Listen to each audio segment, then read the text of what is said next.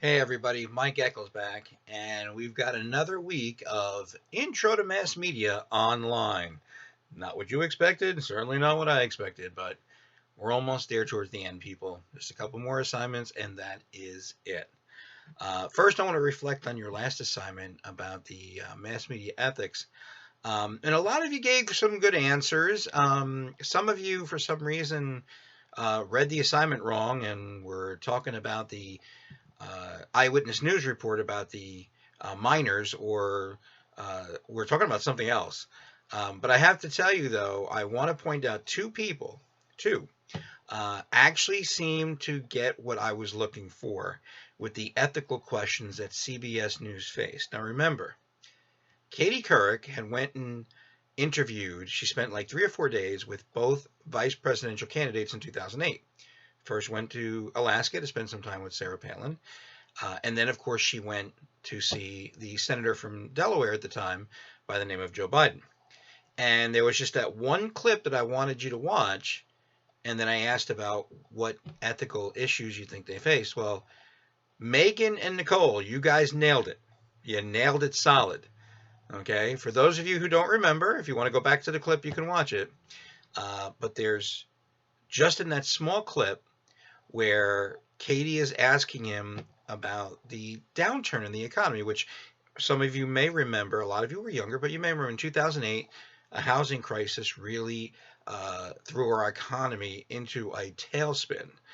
And so, when answering her question about what to do about the economy, Joe Biden says, as he's referring to the 1929 stock market crash, which led to the Depression, he says when the stock market crashed, Franklin Roosevelt got on television and said, "Hey, I'm a leader. Listen to what I have to say." Well, and then they go into the next segment.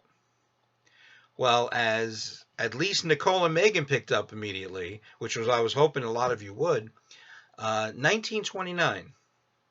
Okay, Franklin Roosevelt wasn't elected president until November of 1932, and didn't even take office. He was one, I think, the last president, as the way they used to. When you were elected in November, you didn't take office till March of the following year. So he wasn't even president until March of 1933. So there was no way in 1929 that Franklin Roosevelt was the president.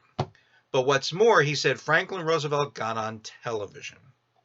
Well, I think you all did pretty well on your midterm exams. And I think you remember, what year did David Sarnoff introduce television to the world? That was 1939. Okay. And in all the years, remember, Franklin Roosevelt, only president ever to serve 4 terms. Well, he died during his 4th term.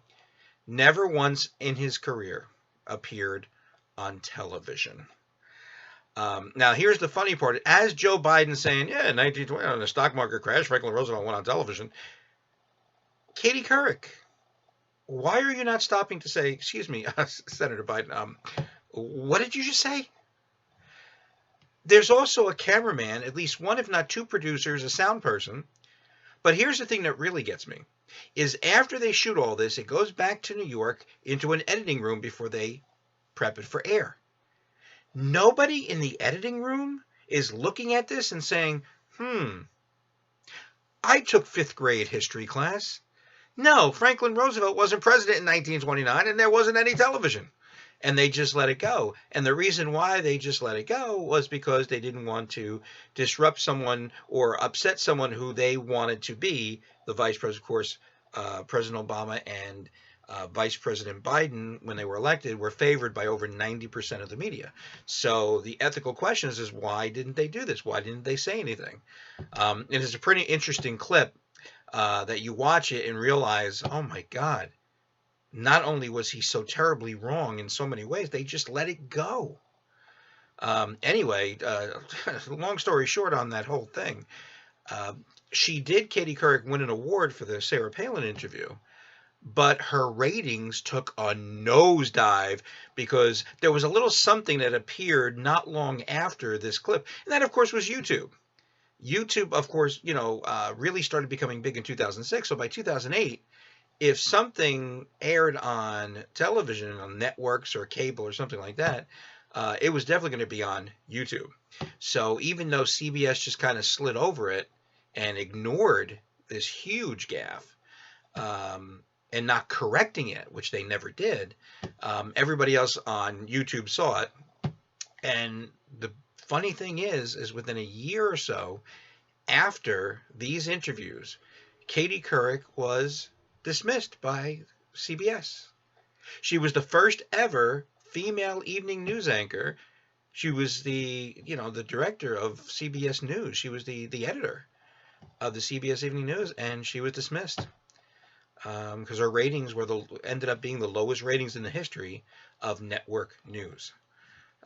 So that's a little sidebar there. All right, so what we have now is we have your film assignment. What you're going to do is you're going to watch this movie, and then you're going to write a paper based on the assignment sheet that I've given you with some questions. And the questions are based on both mass media ethics and mass media law that you see. Now, I've been waiting for this movie for a long time to come out. I remember when they first announced that, I think it was about 5 years ago, that the director, Clint Eastwood, the great actor and director, was going to take on this challenge of directing a movie about this particular case, which I have always felt, since this happened in 1996, probably the biggest case of the mass media, ethically and by mass media law, a lot of question marks about what happened in this case. And that, of course, the movie is Richard Jewell, about the Centennial Park security guard during the Centennial Park bombing, and how he was first hailed as the hero, which he really was. And then, of course, it all turned against him. So what I want you to do is watch that film, take a look at your assignment sheet, do what the assignment sheet says, and please do what the assignment sheet says, all right? Got a lot of questions this past week or so, people not either watching this video or not paying attention to the assignment sheet. But please read the assignment sheet, and your assignment is due by Sunday night, April 19th at 11:59 p.m. So I hope you enjoy the film. It's a little long, but it just recently came out, and since I'm going to be using it many times in the future in this class, I just went ahead and purchased it. So, well, I get the big bucks. But yeah, enjoy the film, write your paper, and I hope to hear from you all very soon.